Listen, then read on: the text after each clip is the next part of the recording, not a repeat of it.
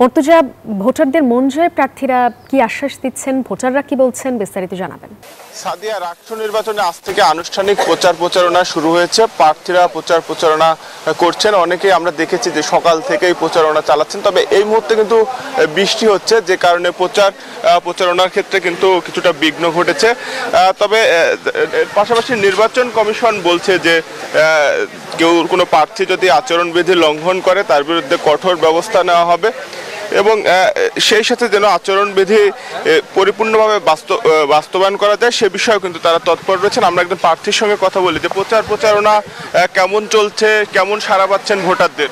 আসলে আজকে আমাদের আনুষ্ঠানিকভাবে প্রচারণা শুরু হয়েছে, আর দেখতে পাচ্ছেন আমার হাতে কিন্তু অলরেডি ব্যালট পেপার আমি আসলে সবাইকে হ্যান্ডবিল যেটা সেটা কিন্তু আমি আসলে দিয়ে দিচ্ছি। আর প্রচারণা যেহেতু শুরু হয়েছে, আমার ব্যালট নাম্বার ৫, আর আমি সম্পাদক মহিলা বিষয়ক স্বতন্ত্র পদপ্রার্থী হিসেবে অংশগ্রহণ করছি। আর আমি সাধারণ ভোটারদের কাছে যাচ্ছি এবং তাদের ব্যাপক সাড়া পাচ্ছি, যেহেতু আমি সাধারণ শিক্ষার্থী হয়ে কাজ করব স্বতন্ত্রভাবে, তাই তাদের কাছেই আমি আসলে যে আসল প্রত্যাশা সেটা রাখছি এবং আমার যে ইশতেহার সেটা তাদেরকে জানিয়ে দিচ্ছি।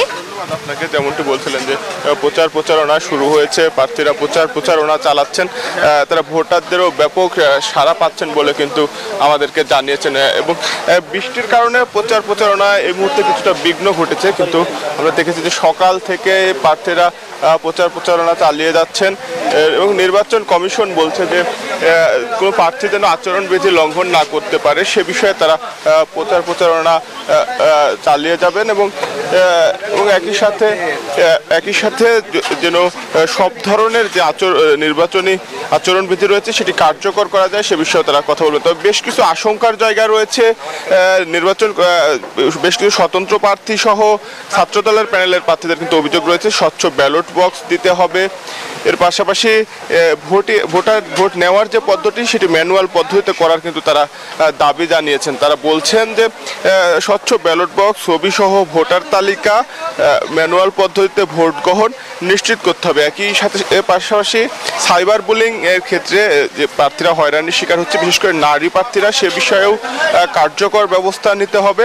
তবে সাইবার সেল ইতিমধ্যে গঠন করা হলেও কিন্তু এখন পর্যন্ত কারো বিরুদ্ধে ব্যবস্থা নেওয়া হয়নি বলে কিন্তু প্রার্থীদের অভিযোগ।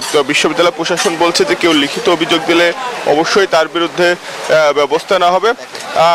আমরা একটু আরেকজন প্রার্থীর সঙ্গে কথা বলতে চাই যে সারা কেমন পাচ্ছেন প্রচারণা? আচ্ছা, ধন্যবাদ ভাই। আমি সিনেট পদপ্রার্থী, আমার ব্যালট নাম্বার 25 তারিখে 2025 সালে সিনেট মেম্বার সদস্য প্রার্থীতে ভোট দিন আমি সবাই চাচ্ছি এবং আমরা অত্যন্ত ভালো সাড়া পাচ্ছি। দীর্ঘদিন পর রাজশাহী বিশ্ববিদ্যালয়ে যে নির্বাচন অনুষ্ঠিত হচ্ছে সবার মধ্যে একটা ঈদের আমেজ কাজ করতেছে, তাই আমরা চাই যে আপনারা কেউ বাসায় যাবেন না, 25 তারিখে এসে 25 নম্বর ব্যালটে ভোট দিবেন। আমরা অত্যন্ত ভালো সাড়া পাচ্ছি এবং বিশ্ববিদ্যালয়ে যে সাধারণ শিক্ষার্থীরা আছে, বিশেষ করে প্রথম বর্ষ, দ্বিতীয় বর্ষ, চতুর্থ বর্ষ যারা আছেন, সবাই অনেক স্বতঃস্ফূর্তভাবে এবং আমাদেরকে সাড়া দিচ্ছেন যে ভাই আপনারা আসেন এবং একটা অংশগ্রহণমূলক সুষ্ঠু নিরপেক্ষ রাজশাহী বিশ্ববিদ্যালয় প্রশাসন একটা নির্বাচন দেবে সেই আশাবাদ ব্যক্ত করি। আমার নাম রমজানুল মুবারক, আমার ব্যালট নাম্বার 25 আর সিনেট সদস্য পদপ্রার্থী রাজশাহী বিশ্ববিদ্যালয়। আপনাকে যেমনটি বলছিলেন, প্রার্থীরা তারা বলছেন যে তারা প্রচারণা চালাচ্ছেন, ভোটারদের সাড়া পাচ্ছেন। একইভাবে ভোটারদেরও প্রত্যাশা যে অবাধ, সুষ্ঠু, নিরপেক্ষ নির্বাচন হবে এবং তাদের কণ্ঠস্বর হয়ে যেসব প্রার্থীরা কথা বলবেন তাদেরকে তারা নির্বাচিত করবেন। এই ছিল রাজশাহী বিশ্ববিদ্যালয় থেকে সর্বশেষ। সাদিয়া।